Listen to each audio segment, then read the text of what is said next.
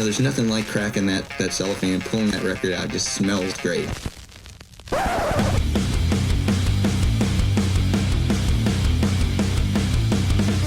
Welcome to BODS Mayhem Hour. Non-stop hardcore energy. I love the show, guys. You're awesome. Unlike any other. With your host, John the Bod, a.k.a.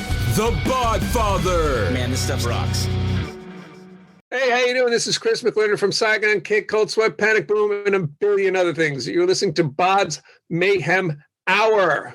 The views and opinions of the guest do not necessarily reflect the views and opinions of BODS Mayhem Radio Network, its staff, affiliates, or sponsors.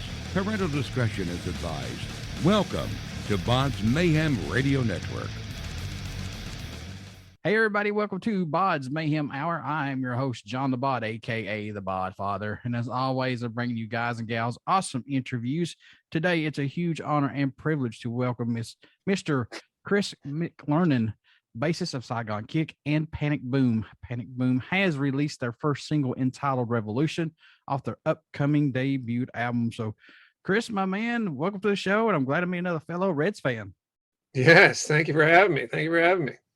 So, how you been doing throughout all this pandemic, man? How's it affected you possibly, if anything? Did you do anything differently that somebody wouldn't expect you would do? No, not. I think I did more of it. I did a lot of writing and recording. I mean, a lot of it. So, other than the PanicBoom, which is we have an entire record and a half of material. I have another band that's mine called Kinell, which I have 2 records completely done. One is getting ready to be released, and then there's a third one that I'm in the midst of writing. I also have another one from a band that I created called Megaton. That record's 70% done, and then I have a surf band which has 4 albums out, and I have number 5 in the works too. So that's what I've been doing.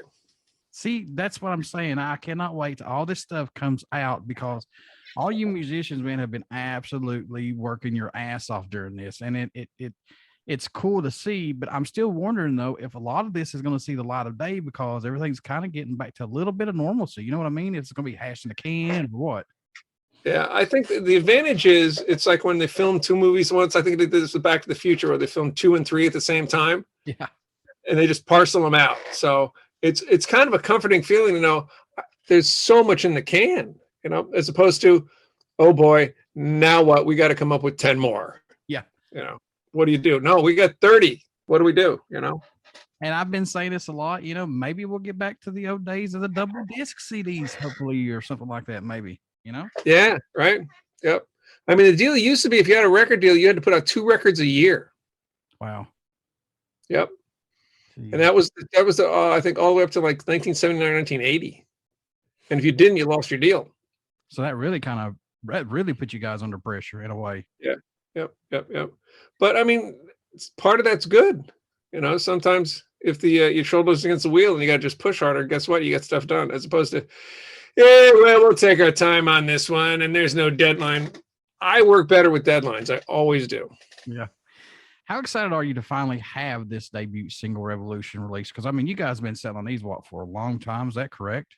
That is definitely correct. I'm very excited. It's really cool. I've always been a fan of Randy Bates' singing. And, of course, it's always nice to play with Phil. And then you got Tony and Sean, who are just, fantastic guitar players. And we had done this in the middle of some Saigon Kick records, and didn't get to finish it, but we had lots of material and we all liked it. So when Phil was putting together the soundtrack for his documentary, 30 Years of Drummer, we had the chance to do Revolution. So we're like, well, let's try it. Let's see what we get. If the worst comes to worst, and we don't. It doesn't happen.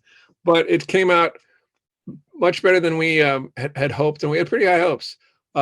And it was relevant too, because sometimes if you have a song that's 25 years old, doesn't hold up well. Like, I'm guessing if you're going to San Francisco, to put some flowers in your hair, probably didn't play too well if you would have rewritten that in 1980. Yeah. Guessing. It's a wild guess on my part. So, but Revolution still worked, which is cool. Looked good for us. So PanicBoom was formed in 1994 when drummer Phil Varone parted ways with Saigon Kick. And then when Phil called you to help out in this band, what was your thoughts on this, man? Was that just a hands down, yes, let's do this? Yeah, absolutely was. Like, because I was, again, Saigon was, fighting in on hiatus. So as you just heard earlier, I can't do nothing. Mhm. So Phil said, do you want to come in? We got these bunch of tunes. I know you have tunes. Why don't you bring those in? And you and Randy just start hashing stuff out and see what you do. And literally, it was almost telepathic with Randy and I, the way we sang together. He would just start and I just harmonize, or I'd start and he'd harmonize. And he said to me more than once, like, dude, I've never done that with anyone else. I've been the lead singer, I've never done twin vocals. And so many of my favorite bands had that, starting with the Beatles. I like that sound. It's why I liked being in Saigon's Kick so much. I loved it. It's fantastic. So it was natural to me to have that. And then he was just like, this is just amazing. It's so easy. It's so fun. I was like, hey, amen. I hear you. Let's do it. Sometimes you just know when it's just right, man. It's kind of like when you find that girlfriend, it's like, this is right. So that's cool that I know you guys have known each other for a while and you're all musicians, of course, but it's cool when when you're in a studio and you're working with your bros and this is something special. Yeah. How everyone can tell. Yeah. So how special is this for you to work with these guys, and how far can you see this actually going? Can we see another album down the road? I mean, down the road, not now, but down the road, maybe. Right. We have enough for 2 right now. And then Sean, our guitar player, he's like, man, I got another song. I'm like, hold on, don't go anywhere with it. Save it. Don't forget it. Record it, get your ideas down, but let's get these done first. And, enjoy the good problem of having too many things. Or everyone has a lot of ideas. So it's really cool. We came into, like, when I came into it, there's songs already written. And then when I came in, I had mine that were, quote, written, but I was open to anybody having suggestions. And then there's been a couple we've done since then. And the great thing is they all still sound uniform. It's not like, whoa, where did that one come from? Yeah. They all fit together, which is really cool. We had a friend of Randy's play on one song, and everyone just said, a guitar player named Joel, and just killed it. And we're like, even, Tony and Sean were like, let's leave it. I mean, why try and redo his parts? They're great. Leave it alone. So it's nice to have a consensus on quality control. So have you guys started reworking all these old songs and plus songs you had or what stage are you on right now with this? Are you guys still recording these songs? The ones for the debut are all done. Okay. So now it's in the mixing process. So Revolution was first. I'm working on the next one, which I'm hoping to send out to the band probably tomorrow, called Keep It to Myself. And after that, it's probably, there's another one that's a little different from Keep It to Myself. Is a pretty good, tuned down to be boom, boom, boom, good riff. But you want to have the big vocals and catchy and all that stuff. But there's, 8 behind that are going to be finished up. And really there's I'll think of things probably during it, like, hey, can you add this part? Like, to Keep It to Myself, I changed one thing and asked Phil, can you change the drum intro, Phil? Fill, not PHIL. And he said, yeah. So he just changed that one thing, dragged it in, boom, done, off we go. So there will be little pieces like that you add into the melange, but otherwise ready to go. So how many tracks didn't make this album Revolution that we're going to see, possibly, if any of these that didn't make it, on this new one coming up? Or do you just guys want to start off fresh and just do the on new stuff with it? No. I'd say there were 12 that are left over. that are all like, it's a good, I'd say third like in between songs, and then a third new, like brand new, like they didn't exist until we put them together for this. And then there's another 12 like that. And we've got a couple of covers we've been playing around with, but maybe we'll throw those out there, maybe not, because it's kind of a singles world right now, kind of like the mid 60s where you put out a bunch of just one single, throw it out there, so it's a lot quicker to do one song than 10. Yep. And I know a lot of bands here are just releasing singles, like you said, and they'll release the whole album as singles, and then at the end of how many tracks are on it, they'll put the album out and buy it. Exactly. So yep, that's what it used to be. It used to be, if you had a hit single, you go for another hit single, and then maybe another one, and then you'd release an EP. If the EP did well, then you need another single or two, and then you do the album. You know, they were much more conservative with that stuff. And then I think the Beatles and the Stones probably changed that, and then the album became its own piece of art. It's so And crazy. then iTunes probably changed it back to singles. It's so crazy that everybody's attention span is that short. You know what I'm saying? It's like, just put out singles. They just cannot. Me, I like to wait, get that album. I'm just an album junkie guy. That's just me. Yeah. You know, I'll listen to singles. I have no problem with that. But give me a little taste and then give me the rest of it later. You know what I'm saying? Just so I look. Yeah. I like to hear it as part of a whole. Absolutely. Any tracks standing out more to you than any right now on this new album that you can talk about possibly, or any of that stuff? Yeah. Maybe. Yeah. There's a couple. There's one called Love Child that Randy and I wrote, and but I mean, it's, you know, it belongs to the band. It's one of those things. It was my idea, but until I brought it to the band, it was all it was an idea. Mm-hmm. You know, the band brought it to life, and Randy wrote the lyrics about my daughter, who was in utero at the time. So my daughter is now 25. So that one's cool, and we're gonna have her sing on it. Oh, nice. Because she sung on some other stuff. She actually sang on Shinedown's Cut the Cord. She's already got her own platinum record. She's done better than Dad. So, you know, nice work, kid. And then there's another one called Stardust that I really love. And that was the one that Joel played on. Randy brought it in. He goes, what do you guys think of this? And I was like, yeah, awesome. Bring it on. Then there's one called California Sun that's really cool. But the big rule is it's got to be a song. You know, the riff can be as heavy and dissonant and crunchy or fast or slow as you want, but the song has to be there. Randy and I, we keep saying this is like evil Duran Duran. You know, we want that kind of poppy vibe to it, good songs, but it's got to just crunch something in its way. Yeah, God, I got a punk CD of Duran Duran covers of their songs. And it just blows me away on what these bands done with their songs. I mean, they just killed it in a good way. I mean, yeah. It took it up to another level. But I like Duran Duran too. There's nothing more flattering than have a band cover your song. Exactly. Especially if they really go, I'm going to twist this, Mm-hmm. you know, make it their own. I love hearing it because some people have done some Saigon songs, and there's this band called Wet Paint that did a cover of Victoria off the Devil record, and I just thought it was the coolest thing I've ever heard. I don't know what you guys were intending, but I love it. You know, it's great, fantastic. That's like Typo Negative's cover of Summer Breeze. Oh, totally agree. I mean, it's like so dark and twisted, but so good. Yeah, Cinnamon Girl too. Exactly. Yeah. Yep. Yeah. I just, when you said that, man, I thought instantly a Typo Negative Summer Breeze, like Summer Breeze. Yeah. Yeah, I think makes me feel fine. I miss Pete. Yeah, I call that the Devo rule. Devo's cover of Satisfaction is one of my favorites because it is just so far from the original, but it is so their own. That's what I look for in a cover. I mean, there's sometimes it's like, wow, they covered that really well and they just ripped it, you know? Like Van Halen doing You Really Got Me, it's pretty close. It's just revved up.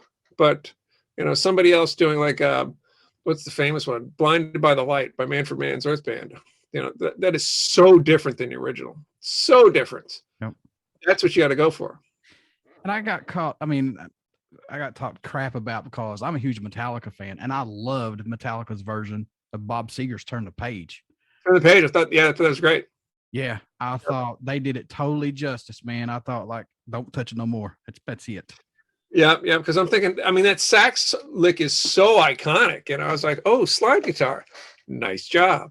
You know, but their other covers were good too. I mean, Blitzkrieg was good, you know, Am I Evil was good. Yeah. So they've always been good at it. But I agree. I like that one a lot. This is kind of crazy how this band came back together because Phil was doing his documentary of 30 years a drummer. Yep. He was just calling you guys and say, hey man, let's work on this album or this track, re-record it. And that sparks happen, man. Talk a little bit how all that came together, if you don't mind, possibly. No, Phil said he was doing it with, I tease him now. I was like, it's 32 years a drummer now, isn't it? You know, you just keep adding on to it. You're gonna have to change the title. But he knew he knew I'd be interested for sure because we talk a lot anyway. So, and we had done the Saigon reunions and all that. So it wasn't like I never talked to the guy, and he didn't come out of the blue with it. The trick was you had to find out if Randy was going to sing, because he's that good and you want him to be that good and you want him to reproduce what he does. Now, what Randy had been doing, because he'd had his share of ups and downs in the biz. He was in a band called East of Gideon, which was produced by Butch Vig, and they opened for Nirvana on the Nevermind tour. So, I mean, he's one guy. He's one of those guys that's gotten close, and he had other bands as well. But that's the one I was like, I had no idea you were that close, dude. That's huge. But he had just walked away from it, like so many of us do, for a while. And he was working just like, I think it was for GoPro, where he was just riding his bikes and these, the extreme bike stuff, the BMX type of, mountain biking crazy stuff, and then surfing and all that, and filming it. And he's endurance kind of crazy, X Games athlete kind of deal. And I'm thinking, well, because I saw him on Instagram, we followed each other and we're hanging out, but I had no idea if he was singing at all, or if he never wanted to do it again, ever. And Phil found him and said, "Hey, what do you think?" And he's like, "Are you and McLernon in?" And Phil said, "Yeah." He goes, "I'm in." So we had to get out Sean, which is easy. And then we had to find Tony, which was not easy, but we found him. And got everyone together and said, "Okay, what do you think? You guys want to do this?" And everyone was all for it. Nobody was like on the fence. Everyone was like, "Yep, count me in." Yeah, I mean, sometimes you just need that recharge. You just need to step away, like you said, step away for a bit, taste your buds on something else, and then wow, I'm gonna go back. Yep. And sometimes you go back and you do it, and it doesn't work. Right. You were a product of that time, or someone is just so far removed it, they still have the talent, but they don't have the fire anymore, or even the skill. Like being a musician is like any other skill. You have to maintain it. It's your craft. So in that downtime between the Saigon reunions, I worked in TV and film music for ages. So I was recording and writing and producing stuff every week. So everything from advertising to Tonight on NBC. And then you hear something in the background, that'd be me. Or you're flying on American Airlines, or you're walking to the Costco, or you're going to Best Buy or Walmart. Then you hear, these TVs are this or whatever. They're just blasting with stuff. My stuff would be the music behind it. So I stayed busy doing that. So I just wasn't in a band. And then so my chops were there, but not everyone's like that. They kind of walk away and go, "I'm done." It's like an athlete. You don't play football anymore. You might play catch in the yard, but you're not suiting up and going through spring training, or not spring training, but I got you. Training. Bye, Tom Brady. Sorry.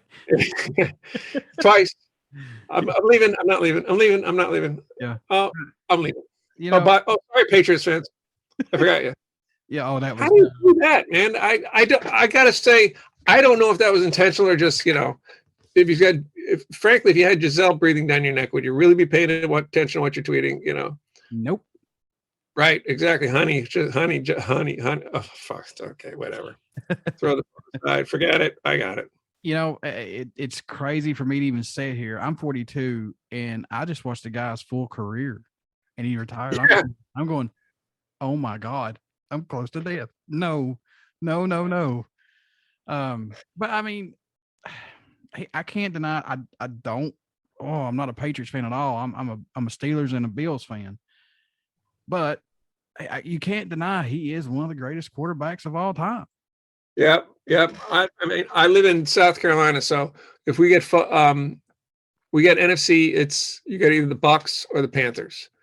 So finally, over the last 2 years, I've gotten to see Brady play a lot because I wasn't in the Boston area, and if he wasn't on primetime, I didn't see him play. And I'm watching him go through these defenses, just rip them to shreds. I'm like, the guy's a friggin' alien. How does he do that? Because I'm a Packers fan, so I'm watching I'm used to Brett Favre, as throwing balls backwards and jumping up in the air and stealing someone's helmet on the touch. I mean, he was nuts. But Brady was something else, and I never really appreciated it until I got to see him play a lot.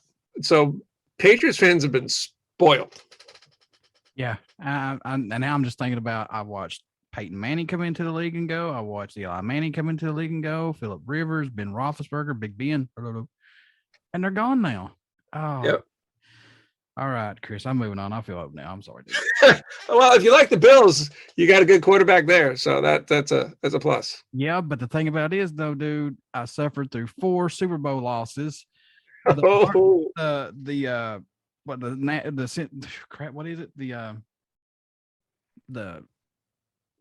to the Titans a couple years ago. The Music City Miracle. That's it. Thank you. The Music City crap is what I call it.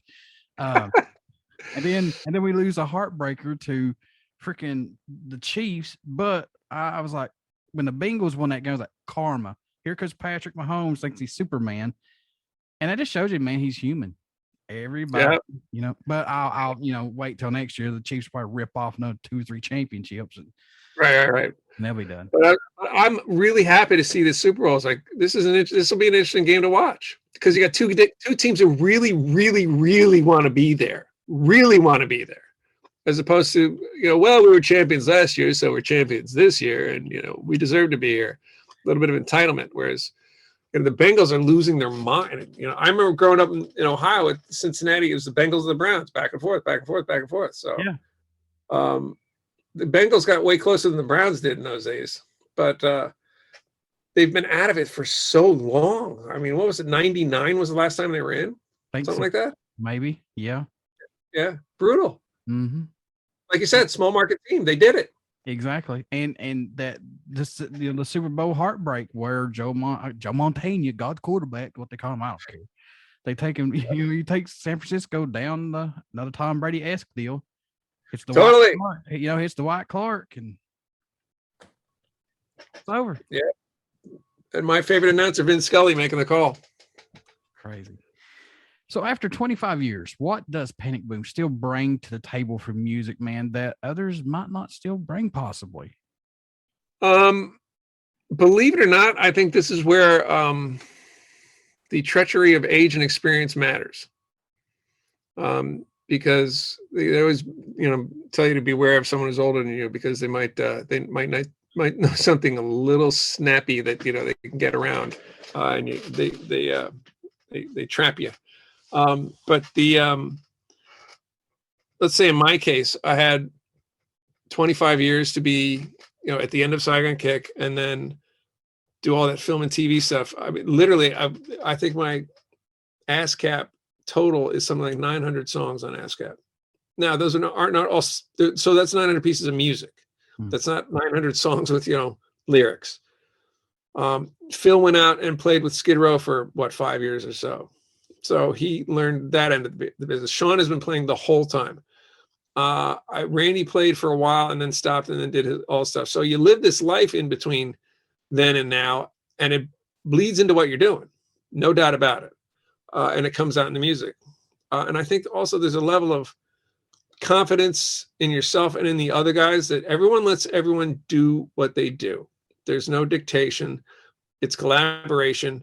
And you say, like when I said to Phil, just give me a fill for the beginning. I didn't say I need a snare drum with 2 tom hits and a cymbal crack.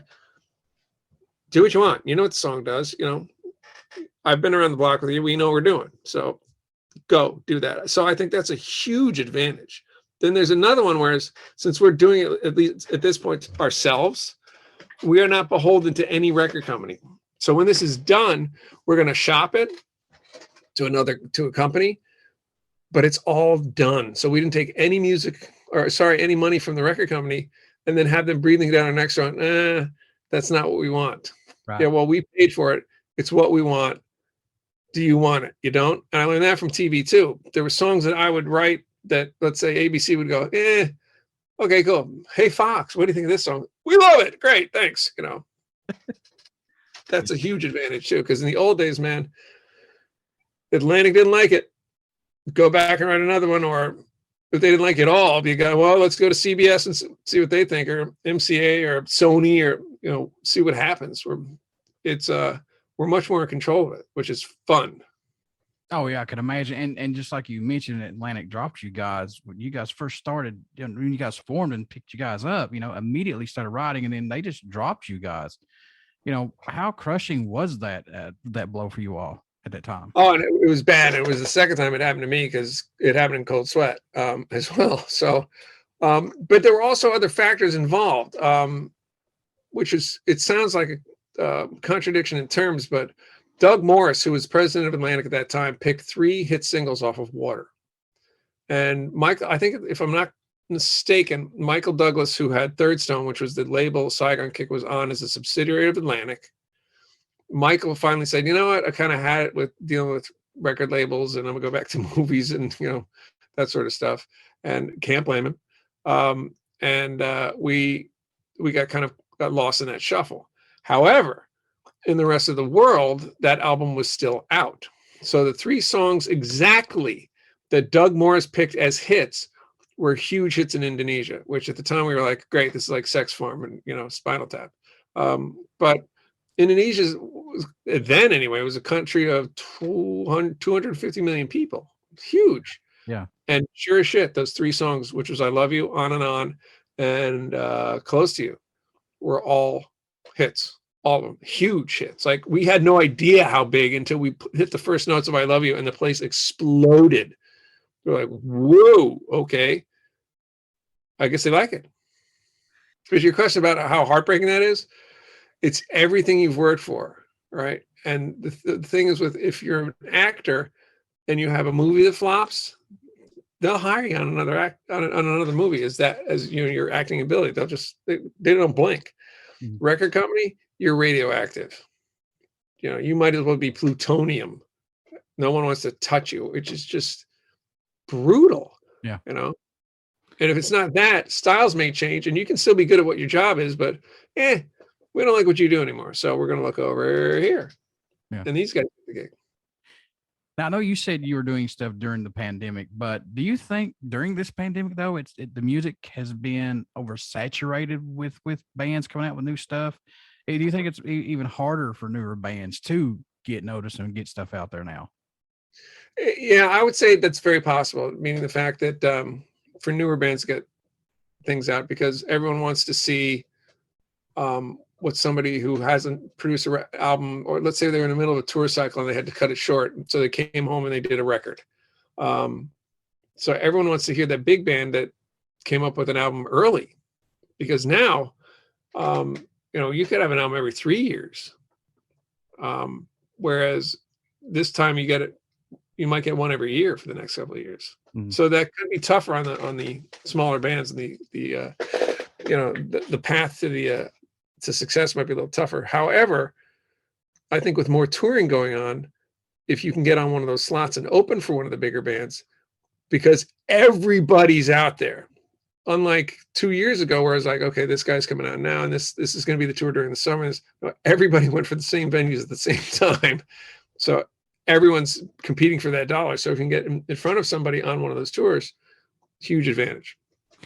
What do you hope everyone takes away while listening to this new oldie but goodie single and this album in general, man, when it comes out, or just any of your guys' music in general with PanicBoom? What do you hope they get from it? I hope to get the fact that you can tell we put a lot of effort and energy into it. And I think that reads off of it, because when that happens, the listener can feel it, whether they know it or not. When my kids were little, I remember playing some CDs in the kitchen, just while I was washing dishes or whatever. And one of the songs on there was In the Mood by Glenn Miller. Old recording, 44, 45. So it's mono, it's whatever, but came on. They started running around the kitchen like crazy, just having a great time. And I was like, well, whatever got captured there that was in that room when they hit record still exists. So that's what we're going for. If we can capture that mood, make someone feel a certain way or think a certain thing, we did it. That's what I want for them to get out of it. Look, I know you have a ton of music that you still have in your library, man, but do you still have a go-to album, or maybe just a song that you find yourself going back to and listening to from time to time that you can't get enough of, Chris? Oh man. Yeah, there's a couple like that when you just like, I've been getting back into vinyl lately. And I find myself listening to Van Halen 1 over and over. Oh, nice. It just, when I first heard that record, I remember just thinking to myself, what is this? Because you didn't see them play unless, I mean, when the record came out, they weren't touring yet. So you're listening to Run with the Devil, like, okay, that's kind of cool. And then you hear Eruption, like, I remember looking at my friend Len going, what is that? And he knew I was a musician. He goes, I was hoping you could tell me, you know? I was like, I have no idea. So, and I still, when I put it on, I'm just like, this sounds like you're in the room with them. This whole record sounds like you're in the middle of a Van Halen block party.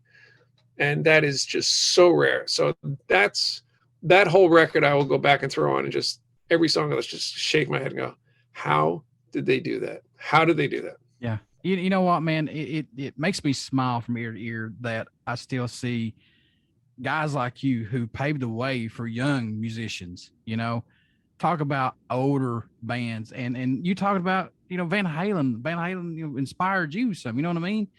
Oh yeah. It's absolutely cool to hear and see different ages and different styles of music. Just they go back to and listen to what got them into music, or what they like in music. That it still blows my mind and makes me smile that people can still go back and listen to Van Halen. They still like Van Halen, and 80s music is still out there for people to grow on still. Yeah. And this is one of the rare businesses and careers where you can meet the people and befriend them and maybe work with them that inspired you. Mm-hmm. I mean, I don't think lawyers get to do that. They might. But being able to jam with the people you grew up on, and when you bought their records, you know, the last thing in your mind would be, oh, I know I'm going to meet this guy one day. I'm going to go to his house and I'm going to this. No way, you know, but you can. And then it makes the magic of what you heard and what you listened to and what you grew up on and what developed you even more potent. On the flip side of that, when someone's an asshole that you wanted to meet, oh yeah, you talk about crushing. Wow. You just go, oh, okay, I got out of here. I don't know if I can listen to your record again. You know, it's just awful. Thankfully, that's rare. Most everyone is cool because they were all in your shoes at one point. They were all in your shoes. And I remember saying to D. Snyder at one point, I was like, dude, I hate to fanboy and geek out on you, but you know, I've been a fan since I was in high school, and you guys played the Tower Theater and you did all this. And he just laughed and he goes, dude, that's so cool. Thank you. I mean, he said it means a lot, you know, and other people do that because he said, like you said, I have mine that I looked up to, and like his was Alice Cooper, and he got to do something with Alice. I mean, you can't beat that. No. It's amazing. No, I know you've done a lot of traveling, a lot of shows, played with bands a lot, and things like that. But what has been your best musical moment that you still can't believe you or any bands you were a part of have, you know, worked with or done anything possibly? What's been the big musical moment for you possibly? There's two that come to mind. One was with Cold Sweat, and we played Monsters of Rock. It was called Super Rock 90. It was us, the front, Poison, Vixen, Dio, Aerosmith, Whitesnake. And it was in front of 70,000 people, I think. At least 65, if not 70. And I always, as a kid, I wanted to play in front of a crowd that big. Mm-hmm. And there we were. And we went over like a bomb. They loved us because we were the first band on. So they were ready for anything, you know, and we just came out, woohoo, and just tore it up. So that was one for sure, because it was just all your dreams come true. I'm getting to play in front of a crowd that's so big, I can't see the faces. Wow. And this is now a town that I've been standing in the middle of that is 5 times the size of the one I grew up in, you know, and they're all facing my direction. This is just, and you go up there and you go like this and you raise your arms and they all do it. You're like, this is insane. So that's one. And then the other one was, that comes to mind is when Saigon reunited and we played the State Theater in Tampa, and crowd sold out, crowd going crazy. And we were a couple songs into it. We do Coming Home. And I'd kind of heard everyone singing as we were going along, you know, but you're also kind of like, oh my God, I'm back on stage with these guys for the first time in X amount of years. You're like, there's a lot going through your head. Sure. And in Coming Home, where it does the, coming home, they sang it, the whole crowd. And it was in time and it was perfect. And it was completely overwhelming. because you thought, wow, you're not just playing a rock and roll show. Yeah. You were the soundtrack for people's lives for all this time. Mm-hmm. And they're probably more excited than you are to be doing this right now. And when you kind of realize that that's what you've done in a positive way, that'll stop you in your tracks. I had to turn around. Yeah. And walk back and face Phil. I was like, I just can't, as they say. It definitely choked up. It was crazy, but it was amazing. It was totally cool.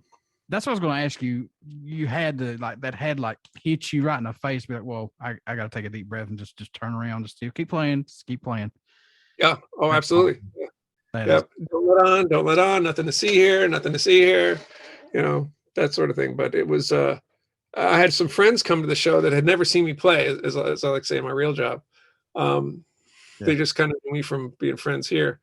And one said, my friend Michelle, she goes, I couldn't believe it. They sang every word to every song. Yep. I said, yeah, they did. I mean, Saigon Kick fans are not neutral. They are all in. So that's kind of the cool thing with the boom stuff. We were doing, because people had heard about it obviously through the grapevine, but that was back when there was no internet and you had to be a real collector to find the stuff. And so now it's cool to see a lot of the old school Saigon fans saying how supportive they are and they can't wait to hear it. And they had the original demo tape, and they wonder what the new stuff's going to sound like, and that's fun too. I love it, man. I love seeing yourself not being pigeon-toed to one thing. You're bouncing out and doing other things and keeping your stuff alive. I love it, Chris. That's awesome. Got it, man. Can't sit still. How can folks stay in touch with you, good sir? Buy this single, buy this album when it comes out, and anything and everything with PanicBoom and Chris McLernon. How can they do that, sir? I'm on Facebook. Crosstalk, as they say. I'm on Facebook under my name.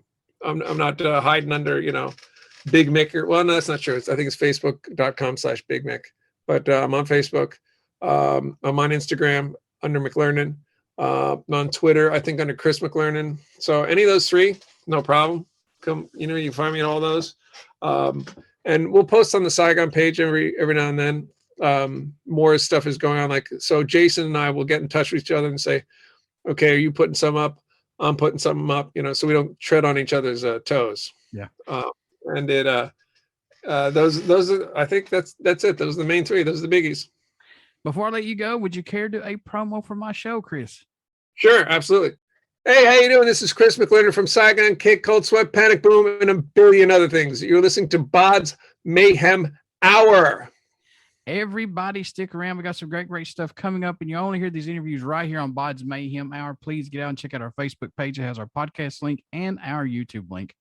Please subscribe to the YouTube link because we got a lot of stuff coming down the pipe. Trust me. And get out and check out everything that Chris has done with Saigon Kick, plus PanicBoom with this new single entitled Revolution off the debut album coming out very, very soon. So check all this shit out. So Chris, my man, thank you so much for doing this interview with me.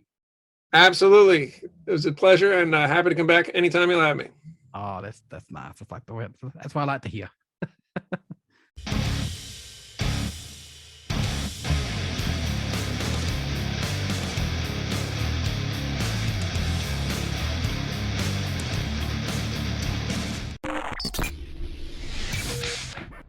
You're listening to BODS Mayhem Hour. Follow us on Facebook, Twitter, and Instagram.